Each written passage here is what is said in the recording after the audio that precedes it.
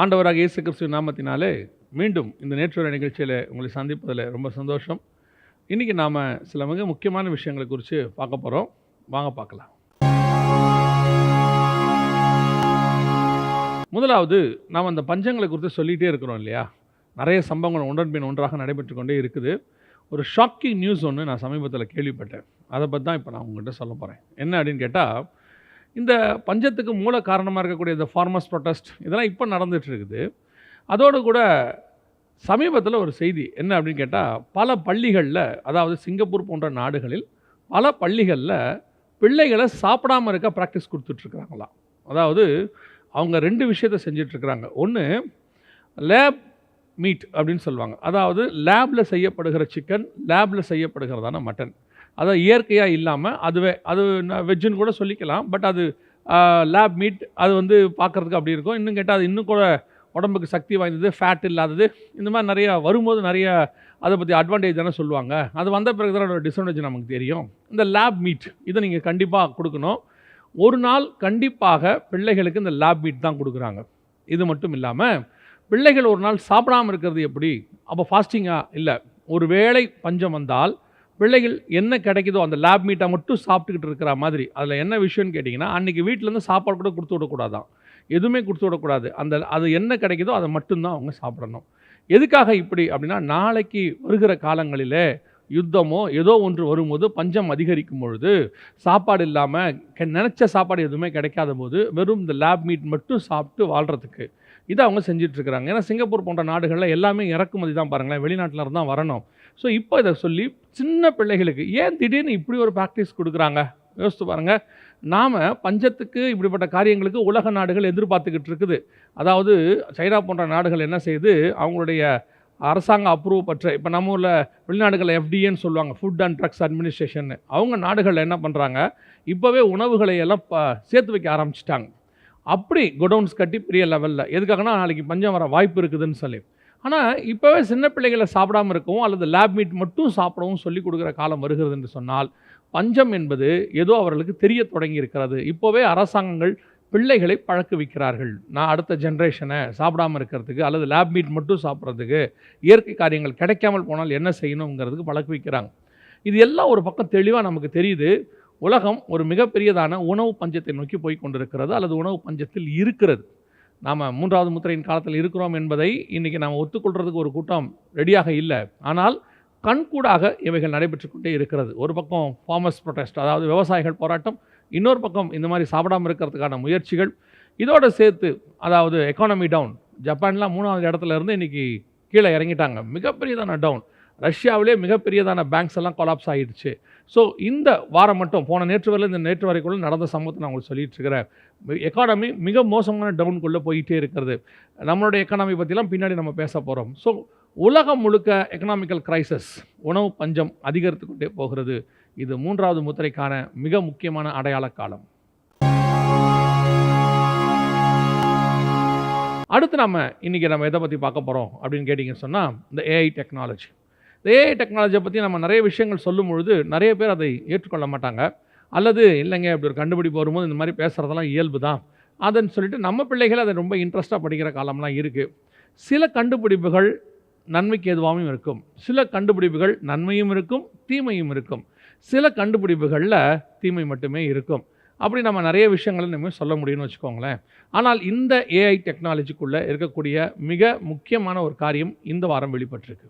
என்ன அப்படின்னு சொல்லி கேட்டிங்கன்னு சொன்னால், சமீபத்தில் ஒரு இசையமைப்பாளர், உலக பிரகாரமாக இசையமைப்பாளர், மரித்து போன அல்லது இறந்து போன ஒரு பாடகருடைய பாடலை பாட வைத்திருக்கிறார். அதாவது அவரை புதிதாக அவர் குரலை எடுத்து புது பாடல், பழைய பாடலை இல்லை, புது பாடல் அவர் குரலில் பாடியிருக்காரு. அவரே தான் அந்த AI டெக்னாலஜியில் அவருடைய குரலை எடுத்துட்டு இந்த வேர்ட்ஸை போட்டு அவர் குரல் மூலமாக முழுக்க முழுக்க மனுஷனே இல்லாமல் பாட வச்சுருக்கிறாங்க. இப்போது மரித்து போன அந்த பாடகர் பாடுகிறார். புரியுதா உங்களுக்கு? இது ஏதோ இந்தியாவில் தமிழ்நாட்டில் நடக்குதுன்னு நினச்சிடாதீங்க. இப்போது உலக நாடுகள் எல்லாவற்றிலும் இப்படி நடைபெற்று கொண்டே இருக்கிறது. பல பாடகர்களுடைய பாடல்கள், மரித்து போன நல்ல குரல் வளம் மிக்க பாடகர்களின் குரல்களை மட்டும் எடுத்துக்கொண்டு புது பாடல். இது எதுக்கு அர்த்தம்? மரித்தவர் மீண்டும் வந்து பாடுகிறார். இதான் ஆக்சுவலாக ஒரே லைனில் சொல்லணும்னு வச்சுக்கோங்களேன். செத்து போனவர் திரும்பி வந்து என்ன செய்கிறாரு? பாட ஆரம்பிச்சிட்டாரு. இப்போது ஏற்கனவே மரித்து போன தலைவர்கள் வந்து என்ன செஞ்சாங்க, சமீபத்தில் கூட இந்தியாவில் நம்ம ஒரு குடியரசு தினத்தின் அன்று ஒரு வீடியோ வெளியிட்டாங்க. அதில் பார்த்தீங்கன்னு சொன்னால் நம்ம சுதந்திரத்துக்காக மரித்து போன தலைவர்கள் வந்து தேசிய கீதத்தை பாடுற மாதிரி, அதாவது அவங்களே நின்று பாடுற மாதிரி, அவங்களுடைய அந்த அங்க அசைவுகள் எல்லாமே அது அப்படியே லைவாக பாடுற மாதிரி. இப்போ கூட நீங்கள் சமீபத்தில் ஒரு பேஸ்கெட் பாலுடைய போட்டி நடந்தது. அதில் பார்த்தீங்கன்னா விளையாடுற ஒருத்தர், ஆனால் உங்களுடைய உருவத்தை அங்கே ஃபிக்ஸ் பண்ணிடலாம். இப்போ பார்த்தீங்கன்னா வீடியோவில் பார்த்தீங்கன்னா நீங்கள் விளையாடுற மாதிரி தான் இருக்கும். நீங்கள் தான் ஓடுவீங்க, வருவீங்க, எல்லாம் செய்வீங்க. பட் அங்கே விளையாடுறது வேற ஒருத்தர் விளையாடிக்கிட்டு இருப்பார். அதே மாதிரி வேறொருத்தரை நிற்க வச்சு உங்களுடையதான ஒரு உருவத்தை அதில் வச்சுட்டோம்னா நீங்கள் நிற்கிற மாதிரி, நீங்கள் செய்கிற மாதிரி எல்லாத்தையும் செய்ய முடியும். இது ஏஐ டெக்னாலஜியில் வந்திருக்கக்கூடிய இப்போத்தி காரியம். சரி, இதை ஏன் நாம் இப்போ உங்களுக்கு சொல்கிறோம் அப்படின்னு கேட்டிங்கன்னு சொன்னால், மிக முக்கியமான விஷயம் கவனிங்கள். வெளிப்படுத்தின விசேஷம் 17ஆம் அதிகாரம் 8-9 வசனத்தின்படி, நீ கண்ட மிருகம் முன்னே இருந்தது, இப்பொழுது இல்லை. அது பாதாளத்திலிருந்து ஏறி வந்து மீண்டும் ஆட்சி செய்யப்போது, அதாவது நாசமடைய போகிறது அப்படின்னு வசனம் சொல்லுது. இது எதை பற்றி சொல்லப்பட்டிருக்கு அப்படின்னா, நீ கண்ட மிருகம் முன்னே இருந்தது, இப்பொழுது இல்லை. அதாவது ஏற்கனவே இந்த பூமியில் ஒரு கொடூரமான சர்வாதிகாரி ஆட்சி பண்ணினான். இது எங்கே சொல்லப்பட்டிருக்கு அப்படின்னு கேட்டிங்கன்னு சொன்னால், தானியேல் புஸ்தகம் 8ஆம் அதிகாரத்திலும் 7ஆம் அதிகாரத்திலும் சொல்லப்பட்டிருக்கு. குறிப்பாக 8ஆம் அதிகாரத்தில் 4 கொம்புகள் ஒன்றிலிருந்து சின்னதான ஒரு கொம்பு புறப்பட்டு, ஆன்டியாக்கஸ் ஓர் எபிஃபனஸ் அப்படின்னு சொல்லக்கூடிய அலெக்சாண்டருடைய ராஜ்யபாரத்தில் 4 தளபதிகள் வந்தாங்க. லைசிமேக்கஸ், டலாமியோன் ஸ்லாட்டர், செலுக்கஸ் நிக்கோடர், கசாண்டர்னு சொல்லி. இந்த 4 தளபதிகளில் செலுக்கஸ் நிக்கோடர் பரம்பரையில் ஆன்டியாக்கஸ் ஓர் எபிஃபனஸ் வந்தான் இருக்கு. இவன் தான் தேவாலயத்தை தீட்டுப்படுத்தினவன், இவன் தான் ஜனங்களை அதிகமாக கொலை செய்தவன், பன்றியை பலியிட்டவன், அங்கே கொண்டு ஜியூஸ் தேவனுடைய சிலையை வைத்தவன், இப்படி போன ஆன்டி கிரைஸ்ட் என்று நம்ம சொல்லக்கூடிய அளவுக்கு முன்னே இருந்தவன். இவன் திரும்பி வந்து ஆட்சி பண்ணுவான் அப்படின்னா அதில் என்ன சொல்கிறதுன்னா, அவன் ஸ்பிரிட், அவனுடைய அந்த குணாதிசயம் எப்படி யோவான் ஸ்நானகன் எலியாவின் ஆவியோடு கூட வந்தாரோ அந்த மாதிரின்னு வச்சுக்கோங்களேன். இயேசுவே சொல்கிறார், ஏற்றுக்கொள்ள மனதாக இருந்தால் வருகிறவன் எலியாகி வந்தான்னு. அதே ஸ்பிரிட்டோட ஒருத்தன் வருவான் அப்படின்ற மாதிரி இப்போ ஆன்டியாக்கஸ் ஓர் எபிஃபனஸோட ஸ்பிரிட்டோட ஒருத்தன் எழும்பி வருவான்.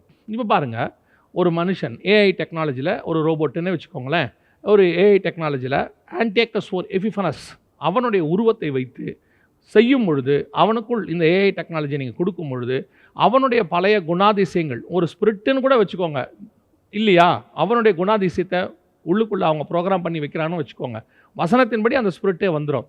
இப்போது முன்னாடி இருந்த ஆன்டியாக்கஸ் ஓர் எபிஃபனஸ் வந்து திருப்பி ஆட்சி பண்ணுவதற்கு ரெடி. இது அடுத்து வரக்கூடியதான மிக மோசமான ஒரு சம்பவம் பூமியில் நடக்க போகுது. அதற்கான ஆயத்தம் தான் மரித்து போன பாடகர் பாடுறாரு. மரித்து போனவங்க வந்து இப்போது தலைவர்கள் பேசுகிறாங்க. இப்போது செத்து போனவங்க திருப்பி உயிர்த்து வந்து நிற்கிற மாதிரி. இவங்களுக்குள்ளே இப்போ என்ன இல்லை, உயிர் இல்லை, வீடியோ தான் வருது. ஆனால் வருகிற நாட்களில் இந்த ஏஐ டெக்னாலஜியில் ரோபோட்டுக்கு இப்படிப்பட்டதான காரியங்கள் செய்யும் போது, மரித்து போன ஆன்டியாக்கஸ் ஓர் எபிஃபனஸனுடைய அந்த உருவமே மீண்டும் வந்து ஆட்சி செய்வதை போல செய்ய முடியும். அல்லது இருக்கிற ஒருத்தன் அந்த ஆட்சியை செய்யறதுக்கு அவன் உருவத்தை அப்படி மாற்றி காட்ட முடியும். ஸோ 2000 வருஷத்துக்கு முன்னாடி பைபிள் சொல்லுச்சு, அது இப்போ நம்ம கண்ணுக்கு முன்னாடி 100% நிறைவேறி கொண்டு இருக்கிறது. இன்னும் இந்த ஏஐனுடைய கொடுமைகள், இந்த ஏஐனுடையதான மோசமான காரியங்கள் என்னென்ன நடக்க போகுதுங்கிறத உங்களுக்கு பின்னாடி சொல்கிறோம். கடைசியாக ஒரு காரியத்தை நான் பார்த்து முடிக்க போகிறோம். இப்போ இந்த வாரத்தில் அமெரிக்காவில் நேஷன் வைட், அதாவது அமெரிக்கா முழுவதுமே 3 முக்கியமான நெட்வொர்க், AT&T, T-Mobile, வெரிசான் அப்படின்னு சொல்லக்கூடிய 3 முக்கியமான நெட்வொர்க்ஸ் மிகப்பெரிய பாதிப்பை சந்திச்சிருக்குது நேஷன் வைட். ஜனங்கள் இன்னுமே அதனுடைய ப்ராப்ளம்ஸை பார்த்துக்கிட்டே இருக்கிறாங்க. இது ஏன் அப்படின்னு சொல்லி பார்த்தபோது மிக முக்கியமாக 2 காரியங்கள் பேசப்படுது. ஃபர்ஸ்ட் பாசிபிலிட்டி என்ன அப்படின்னு கேட்டிங்கன்னு சொன்னால், ஒரு மிகப்பெரிய சக்தி வாய்ந்ததான சோலார் ஃப்ளேக்ஸ் X6 அப்படின்னு சொல்லுவாங்க. நம்ம ஏற்கனவே இதை பற்றி நிறையா பேசியிருக்கிறோம். அதாவது CMX அப்படின்னு சொல்லுவோம், moderate, primary, extreme level X. அதில் ஒவ்வொன்றுத்துலேயும் 9 ஸ்டேஜ் இருக்குது. C1, C2, C3 மாதிரி இருக்குது. M1, M2, M3ன்னு சொல்லுவாங்க, X1, X2, X3ன்னு சொல்லுவாங்க. இது வரைக்கும் நம்ம X3 லெவலை பார்த்துருக்குறோம். இது X6 லெவல். X6 லெவல் வந்து அந்த ஃப்ளேக்ஸ் வந்து அமெரிக்கா முழுக்க கிராஸ் ஆச்சு. அதில் தான் இந்த 3 நெட்வொர்க்கும் மிகப்பெரிய பாதிப்பை சந்திச்சிருக்குது அப்படின்னு சொல்லி. ஆனால் ஏற்கனவே, அதாவது ஒரு வாரத்துக்கு முன்னாடியே ஒரு பிளாக் ஹோல் பற்றி சோலார் சுனாமி வரதுக்கு வாய்ப்பு இருக்குது அப்படின்லாம் சொல்லிக்கிட்டே இருந்தாங்க. நாம் சில மாதங்களுக்கு முன்பாக இந்த சோலார் சுனாமி ஒன்று வரப்போகுது அப்படிங்கிறத நம்ம சொல்லியிருந்தோம். இப்போ மிகப்பெரியதான அளவில் இது பாதிக்கப்பட்டிருக்கிறது. இந்த சோலார் சுனாமின்றது ஒரு ஆரம்பம் தான் வச்சுக்கோங்களேன். இன்னும் நிறைய இருக்குது. ஏன்னா இதை விட பூமியை விட 14 மடங்கு பெரிய ஹோல்ஸ் எல்லாமே இப்போது சூரியனில் கண்டுபிடிச்சிருக்கிறாங்க. அதிலிருந்து இந்த சோலார் ஃப்ளெக்ஸ் வரதுக்கு நிறைய வாய்ப்பு இருக்குதுன்னு சொல்கிறாங்க. அது ஒரு பக்கம் இருக்கட்டும். இது எல்லாரும் சொல்லிக்கிட்டே இருக்கும் பொழுது அது எப்படி அமெரிக்காவில் மட்டும் பாதிக்கப்பட்டுச்சு, இது அதுக்கு காரணம் இல்லை அப்படின்னு சொல்லிட்டு வேறொரு ரீசன் ஒன்று சொல்கிறாங்க. பட் இந்த சோலார் ஃப்ளெக்ஸ் தான் காரணங்கிறத 99% உறுதியாகுது.